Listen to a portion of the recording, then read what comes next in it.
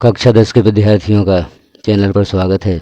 यहाँ पर हम देखेंगे कक्षा 10 अध्याय 1 रासायनिक अभिक्रियाएं एवं समीकरण अध्याय के अंदर के सभी प्रश्नों के उत्तर। यहाँ पर अध्याय 1 रासायनिक अभिक्रियाएं एवं समीकरण अध्याय के अंदर के सभी प्रश्नों के उत्तर देने का प्रयास किया गया है। एक बार आप इन प्रश्नों के उत्तर से संतुष्ट हो जाएं, तभी इन प्रश्नों के उत्तर को तैयार करें।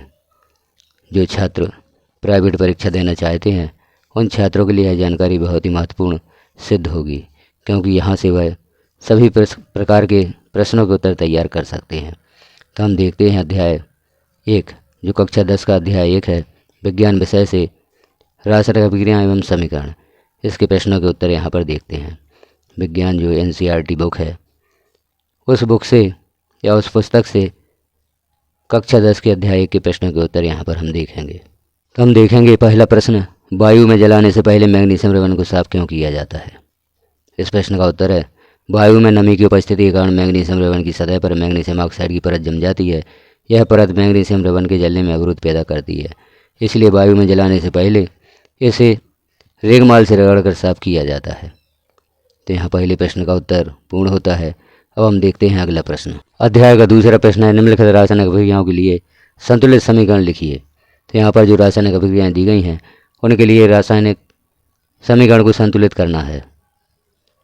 तो यहाँ जैसे पहले अभिक्रिया दी गई है, hydrogen plus chlorine equal to hydrogen chloride. तो पहले हम समीकरण लिखते हैं संकेतों में H2 plus Cl2 equal to HCl।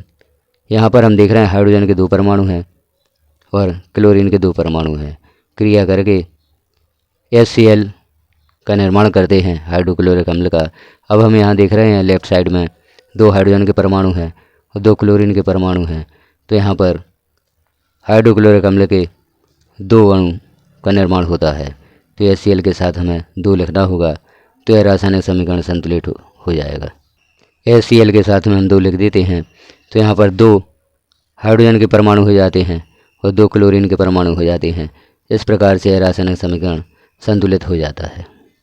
अगला समीकरण दिया गया है, barium chloride plus aluminium sulphate equal to barium sulphate plus aluminium chloride. इससे पहले हम संकेत में लिख लेते हैं BaCl2 plus Al2 ASO4 thrice equal to BaSO4 plus AlCl3। अब इस समीकरण का संतुलित रूप आप देख रहे हैं। यहाँ पर हमें सभी तत्वों के परमाणु की संख्या को देखना होता है। जैसे यहाँ पर 3 BaCl2 है लेफ़्ट साइड में, तो राइट साइड में हम देख रहे हैं बेरियम के 3 परमाणु। जैसे हम बेरियम सल्फेट के सामने 3 लिख देते हैं या बेरियम सल्फेट के साथ 3 लिख देते हैं, तो बेरियम के 3 परमाणु यहाँ पर हो जाते हैं। रासायनिक समीकरण को संतुलित करने के लिए लेफ़्ट साइड और राइट साइड के हमें परमाणुओं की संख्या को देखना होता है। दोनों तरफ समान संख्या होना चाहिए, क्योंकि द्रव्यमान संरक्षण के नियम के अनुसार समीकरण को संतुलित करना आवश्यक होता है। तो यहाँ आप देख रहे हैं परमाणुओं की संख्या लेफ़्ट साइड और राइट साइड में बराबर हो जाती है। तो इस प्रकार से आप रासायनिक समीकरण को संतुलित कर सकते हैं। अगला समीकरण है सोडियम प्लस जल equal to sodium hydroxide plus hydrogen. यहाँ पहले हमने समीकरण लिखा है Na plus H2O equal to NaOH plus H2।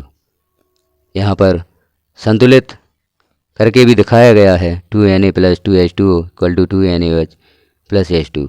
तो दोनों ओर आप परमाणुओं की संख्या देख लें। जैसे सोडियम के 2 परमाणु लेफ़्ट साइड में हैं, तो 2 परमाणु राइट साइड में हो जाते हैं।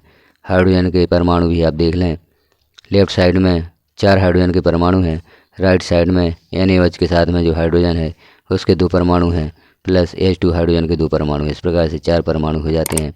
ऑक्सीजन के लेफ़्ट साइड में 2 परमाणु हैं और राइट साइड में भी 2 NaOH के साथ 2 ऑक्सीजन के परमाणु हैं। इस प्रकार से रासायनिक समीकरण संतुलित हो जाता है। अब हम देखते हैं अगला प्रश्न, निम्नलिखित अभिक्रियाओं के लिए उनकी अवस्था के संकेतों के साथ संतुलित रासायनिक समीकरण लिखिए। जैसे यहाँ पर कुछ अभिक्रियाएँ दी गई हैं, उनके लिए हमें संकेतों के साथ संतुलित रासायनिक समीकरण लिखना है। जैसे पहला है, जल में बेरियम क्लोराइड तथा सोडियम सल्फेट के विलयन अभिक्रिया करके सोडियम क्लोराइड का विलयन तथा घुलनशील बेरियम सल्फेट का अवक्षेप बनाते हैं। तो यहाँ पर समीकरण लिखेंगे, उसे संतुलित करेंगे। समीकरण होगा BaCl2 aqua plus Na2SO4 aqua equal to NaCl aqua plus BaSO4 solid. अब इसे हम यहाँ पर संतुलित करते हैं तो सभी तत्व संतुलित हैं, सिर्फ हमें NaCl के साथ राइट साइड में 2 लिखना होगा। तो यहाँ पर सोडियम के 2 परमाणु और क्लोरीन के 2 परमाणु हो जाते हैं। लेफ्ट साइड में हम देख रहे हैं सोडियम के 2 परमाणु सल्फेट के साथ में हैं और क्लोरीन के 2 परमाणु बेरियम के साथ में हैं। इस प्रकार से यह रासायनिक समीकरण संतुलित हो जाता है। अगला है सोडियम हाइड्रोक्साइड का विलयन जल में। हाइड्रोक्लोरिक अम्ल के विलयन, यह भी जल में से अभिक्रिया करके सोडियम क्लोराइड का विलयन तथा जल बनाते हैं। तो इसके लिए रासायनिक समीकरण होगा NaOH aqua plus HCl equal to NaCl aqua plus H2O liquid. यह रासायनिक समीकरण संतुलित है। यहाँ आप देख रहे हैं लेफ्ट साइड में और राइट साइड में परमाणु की संख्या सभी तत्वों की समान है। अब देखते हैं अगला प्रश्न, किसी पदार्थ X के विलयन का उपयोग सफ़ेदी करने के लिए होता है। तो पहला है पदार्थ X का नाम तथा इसका सूत्र लिखिए। तो इसका उत्तर होगा पदार्थ X का नाम बिना बुझा हुआ चूना है और इसका रासायनिक नाम कैल्शियम ऑक्साइड तथा रासायनिक सूत्र CaO है या कैल्शियम ऑक्साइड है। तो यहाँ हम प्रश्न देख रहे थे, किसी पदार्थ का नाम नहीं दिया गया है कि विलयन का उपयोग सफ़ेदी करने के लिए होता है। तो पदार्थ X का नाम तथा इसका सूत्र लिखना है। तो यहाँ हमने देखा कि सफ़ेदी करने के लिए बिना बुझा हुए चूना का उपयोग किया जाता है और इसका रासायनिक नाम कैल्शियम ऑक्साइड और रासायनिक सूत्र CaO होता है। इसी में आगे प्रश्न है, ऊपर एक में लिखे गए पदार्थ X की जल के साथ अभिक्रिया लिखिए। तो जो पदार्थ हमें प्राप्त हुआ है CaO, इसकी जल के साथ अभिक्रिया लिखना है। तो पदार्थ X जल के साथ अभिक्रिया करके कैल्शियम हाइड्रोक्साइड बनाता है, जिसका रासायनिक समीकरण CaO solid plus H2O liquid. जब कैल्शियम ऑक्साइड की क्रिया पानी के साथ होती है तो CaOH इक्वा या कैल्शियम हाइड्रोक्साइड प्राप्त होता है। यह रासायनिक समीकरण संतुलित है। अब हम देखते हैं अगले प्रश्न का उत्तर। अगला प्रश्न है, क्रियाकलाप 1.7 में एक परख नली में एकत्रित गैस की मात्रा दूसरी से 2 गुनी क्यों है? उस गैस का नाम बताइए। यह क्रियाकलाप आपकी NCERT बुक के अध्याय में दी गई है। तो इस क्रियाकलाप के अनुसार परख नली में एकत्रित गैस की मात्रा दूसरी से 2 गुनी क्यों है? तो इस क्रियाकलाप को आप अपनी पुस्तक में देखें और इसका उत्तर हम यहाँ पर देख लेते हैं। उत्तर है, क्रियाकलाप 1.7 में जल के विद्युत अपघटन का उल्लेख किया गया है। जल के विद्युत अपघटन का अभिक्रिया निम्न प्रकार होती है, जैसे H2O equal to H2 plus O2। समीकरण के दोनों साइड लेफ्ट हैंड साइड और राइट हैंड साइड में हम परमाणु की संख्या देखते हैं और इस अभिक्रिया को संतुलित करते हैं, समीकरण को संतुलित करते हैं। तो पानी के 2 परमाणु हैं या हाइड्रोजन के 4 अणु हैं 2H2। तो राइट साइड में भी हाइड्रोजन के 4 परमाणु हैं और ऑक्सीजन के लेफ्ट साइड में 2 परमाणु हैं, राइट साइड में भी ऑक्सीजन के 2 परमाणु हैं।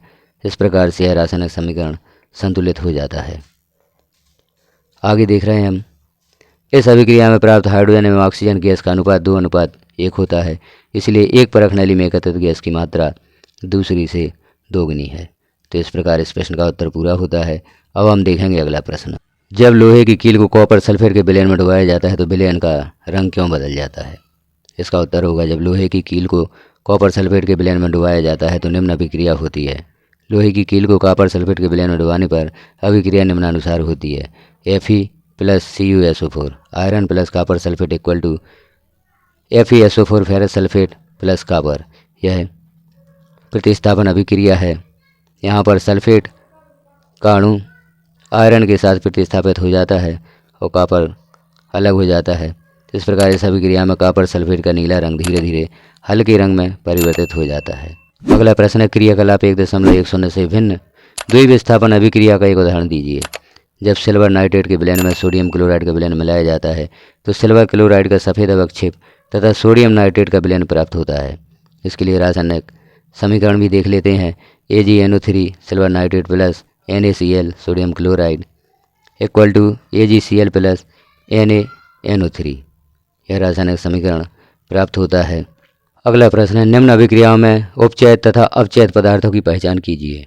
अभिक्रिया है 4Na plus O2 equal to 2NaO। इस अभिक्रिया में सोडियम का उपचयन तथा ऑक्सीजन का अपचयन हो रहा है। यहाँ हम देख रहे हैं सोडियम के साथ ऑक्सीजन ऐड हो जाता है तो इसका उपचयन होता है और ऑक्सीजन का अपचयन हो रहा है। अगली अभिक्रिया है CuO copper oxide plus H2 equal to Cu या कॉपर प्लस H2O। तो इस अभिक्रिया में कॉपर ऑक्साइड का अपचयन तथा हाइड्रोजन का उपचयन हो रहा है। यहाँ पर ऑक्सीजन Cu से पृथक हो जाता है, अर्थात इसका अपचयन हो रहा है, और ऑक्सीजन हाइड्रोजन के साथ जुड़ जाता है तो इसका उपचयन हो रहा है। तो इस प्रकार से हमने देखा रासायनिक अभिक्रिया एवं समीकरण अध्याय के अभ्यास के अंदर के जो प्रश्न हैं उन सभी के उत्तर यहाँ पर हमने देखे।